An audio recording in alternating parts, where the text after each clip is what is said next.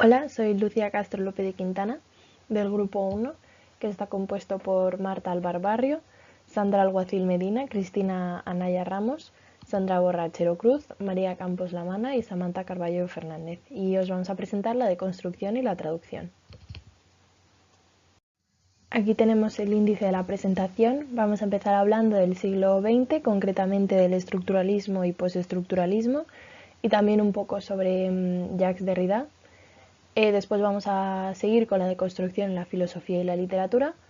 Y por último hablaremos de la deconstrucción en la traducción, concretamente de los indecibles, la différence, el logocentrismo y la escritura. Y por último ya trataremos la deconstrucción propiamente dicha.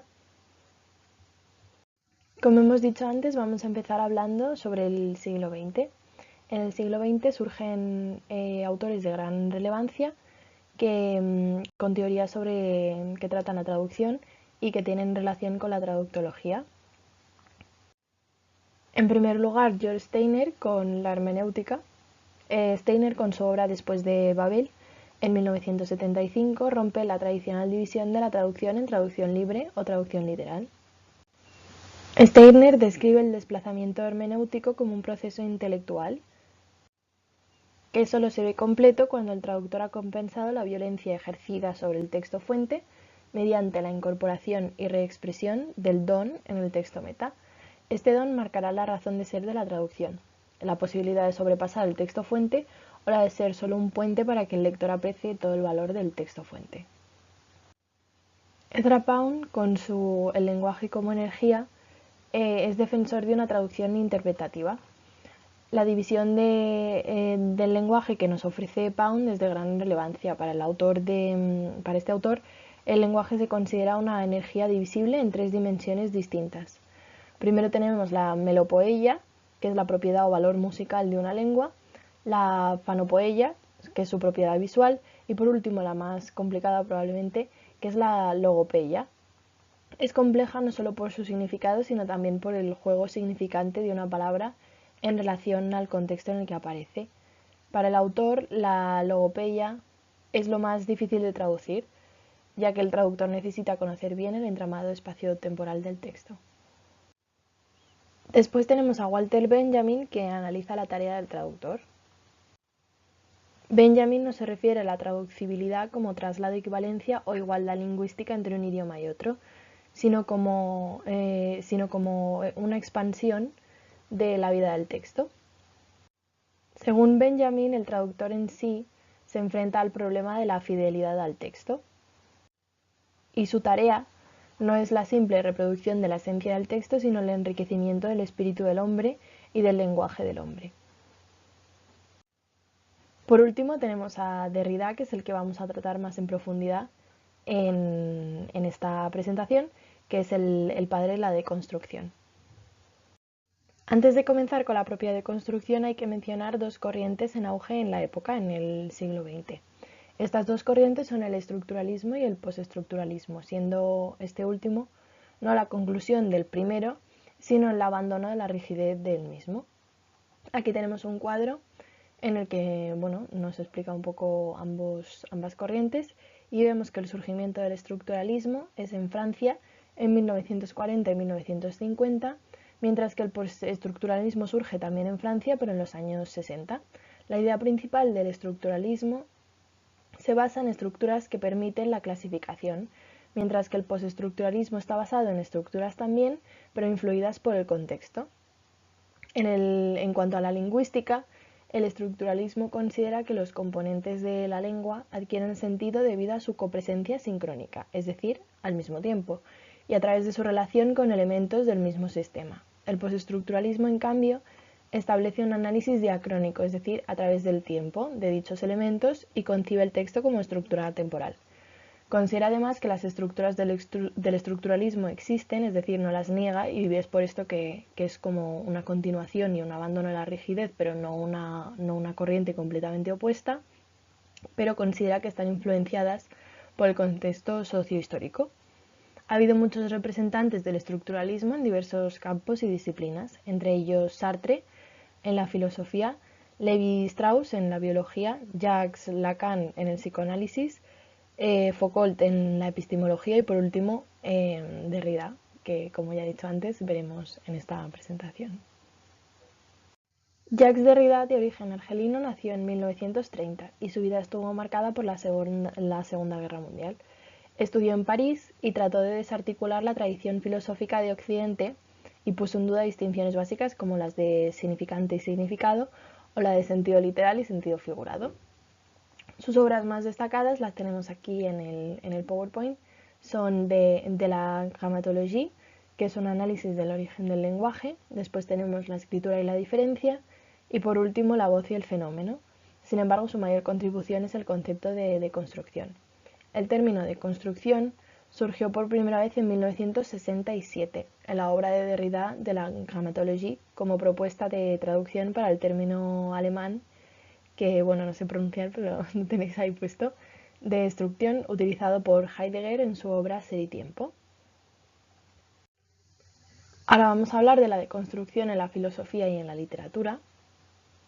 Derrida se considera uno de los filósofos más famosos en el ámbito francés, a pesar de que su obra no ha recibido un reconocimiento claro.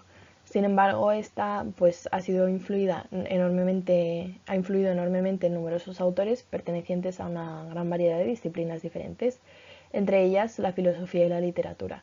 De hecho, estas dos en concreto son las áreas principales que abarca el concepto de deconstrucción. La deconstrucción dentro del terreno de estas dos disciplinas no se puede definir a la ligera, ya que no es realmente una teoría crítica literaria, pero tampoco es una filosofía como tal, es más bien una estrategia. Hace referencia al acto y al resultado de deconstruir, es decir, desmontar a través de un análisis intelectual una cierta estructura conceptual. Esta deconstrucción se realiza señalando los posibles fallos de un texto o discurso, por ejemplo, ambigüedades o contradicciones, y lo deconstruido queda entonces desmontado o deshecho, como indica el nombre. Cuando desmontamos o deconstruimos la estructura del lenguaje que utiliza un texto en concreto, las diversas significaciones del mismo pues quedan expuestas. Esto quiere decir que la deconstrucción demuestra que existen múltiples lecturas posibles de un mismo texto. Ahora vamos a pasar a hablar de la deconstrucción en la traducción. En su obra, Derrida trata bastantes temas relacionados con la traducción. No habla de ella como el acto de transferencia de una lengua a otra, sino como la transferencia de cualquier producción de conocimiento. Es decir, para Derrida la traducción es el paso del significado al significante. Pero antes de dar información más detallada sobre las ideas de Derrida sobre la traducción, tenemos que hablar de 4 cosas relacionadas con la deconstrucción, que son los indecibles, la différence, el logocentrismo y la archiescritura. Los indecibles son básicamente términos que están siempre abiertos y que son imposibles de analizar completamente, términos que nos confunden y nos llevan al extremo contrario cuando creemos comprenderlos. Hay muchos ejemplos de indecibles que podrían ser escritura, metáfora, acontecimiento, democracia, justicia o incluso pues, la misma idea de deconstrucción. Sin embargo, podemos decir que estas palabras son la clave de la deconstrucción misma, porque cualquier texto es un indecible, ya que los textos no tienen un significado cerrado y fijo. Gracias a ello se acaba con la lógica, gracias a los indecibles se acaba con la lógica tradicional para dejar abierta la puerta en la lectura y en la escritura. La différence es un concepto esencial para la deconstrucción y es otro de los indecibles. Vemos que no es una palabra escrita correctamente, ya que la grafía en francés debería ser con E en lugar de A, y con esto se opone Derrida a la ortodoxia que rige la escritura. Para empezar a comprenderlo, porque es un poco complicado, lo mejor es dar pues, un ejemplo, que es como el que tenemos aquí puesto. El significado de la palabra casa se refiere a las diferencias que tiene con otras palabras como cobertizo, mansión, caza y casta. Las dos primeras palabras tienen significados parecidos a casa, pero cada una de ellas evoca una imagen distinta. Las dos últimas, caza y casta, tienen similitudes fonéticas, pero hacen referencia a significados completamente diferentes. Por lo tanto, el significado de una palabra no se debe a que mantiene una relación con lo que representa, sino que se debe a las diferencias que tiene con otras palabras en la misma lengua y también en otras. Esto implica que no se puede hallar el significado total de las palabras porque se definen mediante las palabras de las que difieren, que son infinitas. El logocentrismo supone el poder de la palabra que nos lleva a una realidad. Derrida considera que es el signo el que unifica significante y significado, y que no existe significante alguno que pueda administrar de manera absoluta la presencia de significado. La archiescritura es el término por el que Derrida se refiere al ámbito general de los signos que preceden a cualquier inscripción identificable. Para entenderlo mejor, ya que es un poco complicado, si la escritura es el medio de expresión del lenguaje, según Derrida, la archiescritura se encuentra en la base de la palabra, tanto escrita como hablada. Es decir, la archiescritura es aquello que vincula el contenido con su significación sin formar parte del lenguaje. Por último, vamos a hablar de la deconstrucción en la traducción. La deconstrucción de la traducción como teoría de Derrida comienza en el momento en que se intenta traducir su obra al japonés, pero el término de construcción no tiene equivalente en ese idioma, en japonés. Es entonces cuando Derrida plantea el verdadero problema de la traducción, que es el riesgo que supone la falta de una equivalencia que supondría la imposibilidad de traducir el pensamiento exacto del autor. Según Derrida, la traducción es imposible pero necesaria.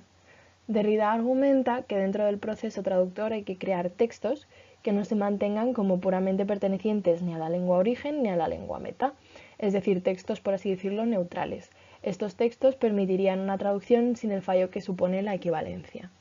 Por lo tanto, Derrida concibe la traducción como un proceso de transformación de textos en vez de una búsqueda de palabras equivalentes, que es como se venía concibiendo la traducción hasta poco antes de la deconstrucción. Hasta aquí llega nuestra presentación. Esperamos que esta presentación os haya servido para comprender mejor la deconstrucción y los conceptos que hemos visto que van ligados a ella, y que también hayáis podido ver mejor la conexión de la deconstrucción con la traducción. Por último, aquí os enseñamos la bibliografía por si queréis profundizar en el tema.